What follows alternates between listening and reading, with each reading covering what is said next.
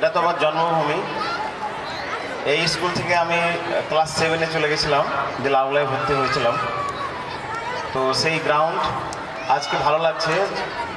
এই ছায়তনী হাই মাদ্রাসা আমার প্রথম স্কুল, হাই স্কুল বলতে গেলে ক্লাস 5 থেকে 3 বছর কাটিয়েছিলাম। তো সেই জায়গাটা আজকে অনেক ভালো লাগছে। তো বাসার ভাইকে আমি কৃতজ্ঞতা এবং ধন্যবাদ জানাচ্ছি যে আমাকে এই মঞ্চে দুটো কথা বলার অনুরোধ করার জন্য এবং এখানে নিমন্ত্রণ করার জন্য।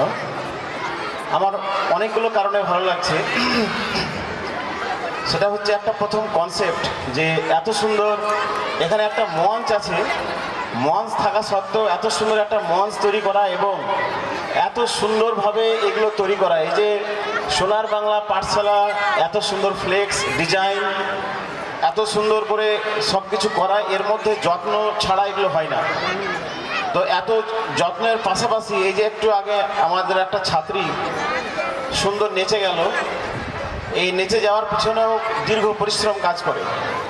তো এই যত্ন নিয়ে ছেলে মেয়েদেরকে সাংস্কৃতিক কর্মকাণ্ড শেখানো পড়ানোর পাশাপাশি এবং সব কিছুই যখন যত্ন নিয়ে যারা করে, যারা কাজের মানুষ, তারা যখন যে কাজটা করে সে কাজটা যত্ন নিয়েই করে, এটা আমি বুঝি। তো একবার আমাদের বাসার ভাই এবং তার সহকারী শিক্ষক শিক্ষিকাদের জন্য একবার হাততালি দেন আপনারা, কারণ ওরা যথেষ্ট পরিশ্রম করে আজকে এই সুন্দর অনুষ্ঠানটার আয়োজন করার চেষ্টা করেছে। খুব ভালো লাগছে আমার। বাসার আগে অন্য একটা স্কুলে খুব দক্ষতার সঙ্গে কাজ করছিল। তো যাই হোক, ওকে আমি বলতাম যে তুমি সবটাই পরিশ্রম করছো, তো নিজে কিছু করো। তো আজকে নিজে কিছু করেছে। গতবার আমি আসতে পারিনি, এবার আমি ইচ্ছে করে এসেছি যে করেই হোক আজকে যাব। ভীষণ ভালো লাগছে আমার। আমি জানি না যে কেমন ক্লাসে পড়ায় ওদের শিক্ষক শিক্ষিকারা কেমন পাঠদান করে, কিন্তু ওদের এই যত্ন নিয়ে এই কাজ করা থেকে আমি বুঝতে পারছি যে ওরা যত্ন নিয়েই পড়ায় এবং ভালোবেসে তাদের কাজটা করে। এই কথাগুলো কেন বলছি, আমি একজন ভুক্তভোগী বলে বলছি যে বেশিরভাগ নার্সারি স্কুলে কিন্তু ভালো পড়াশোনা হয় না। আমি শিক্ষক শিক্ষিকাদের দোষ দেব না, আমাদের এলাকাটা এতই পিছিয়ে পড়া যে এখানে মায়েরা 70% বাবারা তো যত্ন নেয় না। আমি অধিকাংশ বাবা জানেই না যে তার ছেলে কোন ক্লাসে পড়ে এবং কোন সেকশনে পড়ে তো জানি না। আমি যখন আমাকে অনেকে প্রশ্ন করে, স্যার আমার মেয়েটার একটু অমুকটা করে দিন তো মেয়ে কোন ক্লাসে পড়ে, তো মাথা চুলকাতে শুরু করবে, 7-এ কি 8-এ, কোন সেকশনে পড়ে। সেকশন বললে বুঝতে পারি, তো সেকশন তো মাথা থাকেই, জানেই না কোন ক্লাসে পড়ে সেটাও বাবা জানে না, আর মা কোন সেকশনে পড়েছে সেটাও জানে না। তো মায়েরা, আমাদের এলাকার মায়েরা লস্করপুর আর ছায়তনী পার্থক্য কিছু নাই, একই উন্নতি নাই। গত 30 বছরে এই এলাকার উন্নতি তেমন কিছু নাই, একেবারেই নাই। লস্করপুর হাই স্কুল হোক বা আমাদের এই ছায়তনী হাই মাদ্রাসা, এই স্কুলগুলো তৈরি করার মূল উদ্দেশ্যই ছিল যে এলাকা বদলে যায়, একটু বদলায়নি, সেভাবে আমাদের এলাকা বদলায়নি। না বদলানোর মূল কারণ হচ্ছে শিক্ষা।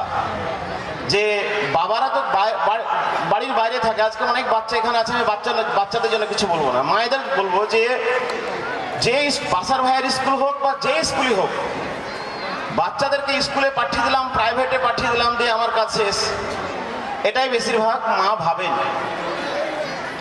এটা ভাবলে ছেলের লেখাপড়া হবে। মা যদি তার ছেলের যত্ন না নেন, তার পড়ালেখা কতদূর হচ্ছে না হচ্ছে যদি না খোঁজ নেন নিয়মিত, এবং বাড়িতে নিয়ম করে যদি না পড়তে বসান, আর নিজের মোবাইল দেখাটা বন্ধ না করেন, টিভি হোক মোবাইল হোক, প্রথম হচ্ছে মাকে আর বাপকে, ছেলেরা যখন বাড়িতে পড়াশোনা করবে মোবাইলটা চালানো যাবে না, টিভি চালানো যাবে না। তো মাকে সবাইকে ত্যাগ স্বীকার করতে হবে, বাবাকে সবাইকে ত্যাগ স্বীকার করতে হবে। যে চায়ের দোকানে আড্ডা না মেরে, বাবা আর চায়ের দোকানে, এই এলাকায় আড্ডা মারা, গ্রামের চায়ের দোকানে সকালে বিকালে আড্ডা মারা একটা বিশাল একটা কি বলবো যে প্রচলন আছে, যে ছেলেরা চায়ের দোকানে আড্ডা মারবে আর বাড়িতে ছেলে মেয়ে যা করছে করছে। তো বাবা মায়ের ভূমিকা ছাড়া ছেলে মেয়ের পড়াশোনা হওয়া খুব মুশকিল, সফল হওয়া খুব মুশকিল। প্রত্যেকটা গ্রামে এরকম নার্সারি স্কুল একটা দুটো করে এখন হয়ে গেছে, কিন্তু অবস্থার খুব একটা উন্নতি হয়নি। এর জন্য আমরাই দায়ী, মানে আমরা বাবা মায়েরা দায়ী। সে ইংলিশ মিডিয়াম স্কুলে পড়ান আর বাসার ভাইয়ের এই সোনার বাংলা পাঠশালাতে পড়ান। যদি মা বাবা ছেলে মেয়ের দায়িত্ব না নেন, সিরিয়াসলি দায়িত্ব না নেন, তাহলে সেই ছেলে মেয়ের পড়ালেখা সফল হবে না, ভালো হবে না। সেই জন্য মায়েদের আমার অনুরোধ, যদি লেখাপড়া আপনি না জানেন সমস্যা নাই, এটা তো সমস্যা লেখাপড়া না জানা, কারণ বেশিরভাগ মাই লেখাপড়া জানে না। আর না জানলেও শেখার কোনো আগ্রহ তৈরি করে না। যে অনেক মা আছেন যে আমি লেখাপড়া শিখিনি ঠিক আছে, ছেলের সঙ্গে আমি চুপি চুপি শিখবো আর ছেলেটাকে আমি দেখবো যেন ও পড়ালেখাটা ঠিকঠাক করে। তো মা বাবাকে দায়িত্ব নিতে হবে, স্কুলে আসতে হবে, স্যার আমার ছেলে কতদূর পড়ছে, আমার বাড়িতে কি পড়ছে না পড়ছে রিপোর্ট দেন। টিউশন স্যারের সঙ্গে যোগাযোগ রাখতে হবে, টিউশন পড়তে গেল কি গেল না, গিয়ে পড়ালেখা করছে কি করছে না। কারণ এখনকার যুগে জেনে রাখবেন, যে টিউশন টিচার, প্রাইভেট টিচার ভালো করে পড়াবে, আপনার ছেলেকে মারবে ধরবে পড়ালেখা করতে বলবে, সেই বাচ্চা বাড়িতে এসে বলবে মা ওই টিচার ভালো না, পড়তে যাব না। সেই জন্য এখনকার প্রাইভেট টিচাররা বেশি ভালো করে পড়ায় না, পড়া ধরে না। পড়া ধরলে তো আসবে না পড়তে। সেই জন্য পড়া ধরার কালচারটা হারিয়ে গেছে। যে শিক্ষক খুব ভালো করে পড়াবে, রোজ পড়া ধরবে, সেই শিক্ষকের কাছে ছাত্র পড়তে যাবে না, আপনাকে এসে বলবে যে মা ওই মাস্টার ভালো না, ভালো পড়ায় না। তো আপনি বলবেন ঠিক আছে, যেটা ভালো তার কাছে যা। তো সেই জন্য অনুরোধ, যে টিউশন টিচার হোক আর এই সোনার বাংলা হাই স্কুলই হোক, যেখানেই হোক,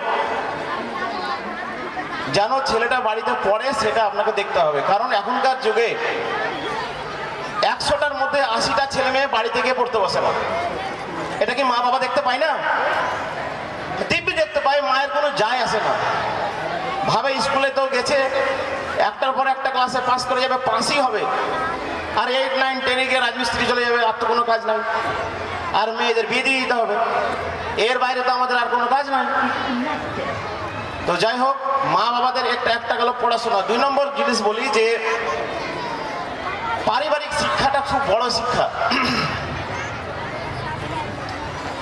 ছেলে মেয়েরাকে আমরা বলি যে আমার ছেলেটা মানুষ হলো না, আমরা আমাদের ছেলেদেরকে পেটাই, মারি, বকি এবং লোকের সামনে আফসোস করি যে আমার ছেলেটা মানুষ হলো না। ছেলেটা মানুষ না হওয়ার বড় কারণ বাপ মা। কোনো ছেলে যদি অমানুষ হয়, কোনো ছেলে যদি ভালো মানুষ হয় বা ভালো হয়, তার কারণও বাপ মা। ছেলের ভালো এবং খারাপ হওয়ার পিছনে মূল দায়ী হচ্ছে বাবা মা এবং মা এবং বাড়ির পরিবেশ। মা এবং বাবা যদি তার মাকে স্ত্রীকে সম্মান না করে, একজন স্বামী তার স্ত্রীকে সম্মান করে না, সেই স্ত্রীকে মানে সেই মায়ের সন্তানরা তার মাকে সম্মান করবে না। যদি একটা বাচ্চা দেখে যে আমার মা, আমার বাবা আমার মাকে যখন তখন তুই তাকারি করে, ইচ্ছে হলে 2 থাপ্পড় লাগিয়ে দেয়, গাল দেয়, যা খুশি আমার মায়ের সঙ্গে করে, সেই মাকে সেই ছেলে শ্রদ্ধা করবে না। আর মাকে যদি ছেলে মেয়ে শ্রদ্ধা না করে, ভয় না পায়, ওই ছেলে মানুষ হবে না। তাহলে সব আগে মাকে ভয় পেতে হবে। কিন্তু আমরা যারা পুরুষ মানুষ, যারা স্বামী, আমরা আমাদের স্ত্রীদের সঙ্গে ভীষণ খারাপ আচরণ করি, তুই তাকারি তো করি, যখন তখন গাল দিই, মুখ খারাপ করি, মেরে দিই, হাত তুলি। এর ফলে এটা বাচ্চাদের সামনেই করি, আর এটা বাচ্চারা ছোট থেকে শেখে। শেখার পরে কি হয়, আমরা চলে যাই কাজে, আর বাড়িতে ছেলেকে শাসন করবে কে? হয়তো মাই তো শাসন করবে, কিন্তু মাকে তো ছেলে ভয় পায় না, ও তো জানে যে মায়ের কোনো সংসারে দাম নাই। যে বাচ্চা বুঝবে যে আমার মায়ের সংসারে বিশাল ক্ষমতা আছে, সেই বাচ্চা তার মাকে শ্রদ্ধা করবে, সে বাচ্চা তার মাকে ভয় পাবে। আর যে বাচ্চা তার মাকে ভয় পায়, যে বাচ্চা তার মাকে শ্রদ্ধা করে, সেই বাচ্চা জীবনে বড় হবে। তো আমাদের পুরুষ মানুষের ভূমিকা বুঝতে পারছেন, যে আমাদের বাড়িতে যারা বউ হয়ে আসে তাদেরকে সম্মান করতে হবে। যদি ঝগড়া করতেই হয়, তাহলে ছেলের সামনে নয়, দরজা লাগিয়ে স্বামী স্ত্রী ঝগড়া করবেন। ছেলে মেয়ের সামনে ঝগড়া করবেন, তারপরে বলবেন যে এই অমুক কর তমুক কর, ছেলে কথা শুনে। তো পরিবারের শিক্ষাটা বড় শিক্ষা। আর একটা শিক্ষা, একটা ছোট্ট বাবা মাদের বলবো, একটা ছোট্ট শিক্ষা, যে সব ভাই বোন মিলে ভালো থাকিস, এই শিক্ষাটা খুব জরুরি শিক্ষা। বলে এটা স্যার কেমন শিক্ষা? তো সবাই বলি না আমরা। যদি তাই হতো, তাহলে এক ভাই আরেক ভাইয়ের সম্পত্তি লিখা নাই কেমন করে? এক ভাই ভাই বোনের সম্পত্তি কেমন করে লিখে নেয়, এক ছেলে কেমন করে তার মাকে বড় হয়ে অস্বীকার করে। তো এই শিক্ষাটাগুলো খুব জরুরি পড়ালেখার পাশাপাশি, এগুলো পরিবার থেকে আসে যে আমরা সব ভাই বোন একসঙ্গে একই রকম ভাবে ভালো থাকবো। আমি একাই শুধু ভালো থাকবো না, আমরা সবাই ভালো থাকবো। পড়ালেখার সঙ্গে সঙ্গে এই নীতিবোধটা জরুরি যে আমরা যেরকমই থাকি সকলেই ভালো থাকবো। সকলকে আমি শ্রদ্ধা এবং শুভেচ্ছা জানিয়ে ভালোবাসা জানিয়ে আমি হয়তো একটু বেশি সময় নিয়ে ফেললাম। তো আমি আবার সোনার বাংলা পাঠশালার ভবিষ্যৎ উজ্জ্বল হোক, প্রচুর ছেলেমেয়ে এখানে পড়াশোনা করুক। এখানে ছেলেমেয়েরা সাংস্কৃতিক যে কর্মকাণ্ডগুলো করলো, এরকম সাংস্কৃতিক কর্মকাণ্ডের সঙ্গে তারা যুক্ত থাকুক, পড়ালেখা ভালো করুক এবং সংস্কৃতির সঙ্গে যুক্ত থাকুক, ধর্ম পালন করুক, কিন্তু তার সঙ্গে সঙ্গে সংস্কৃতিটা থাকুক। আমি খুব আশাবাদী, খুব ভালো লাগছে আমার যে আমার এই ছায়তনী গ্রামে মাদ্রাসার মধ্যে এত সুন্দর সাংস্কৃতিক অনুষ্ঠান হচ্ছে। এটা কিন্তু বহরমপুরের পাশে একটা হাই স্কুলও করার ক্ষমতা রাখে না, আমি জানি। তো এই জন্য আমি আপনাদেরকে শ্রদ্ধা জানাই, আপনাদের এই অনুষ্ঠানের জন্য একবার হাততালি হয়ে যাক, কারণ এটা করার সাহস দরকার। এটা করতে পেরেছে ভাইরা, আর আপনাদের সমর্থন ছাড়া হতো না। এই জন্য আপনাদের সকলকে আমি শুভেচ্ছা এবং ধন্যবাদ জানিয়ে শেষ করলাম।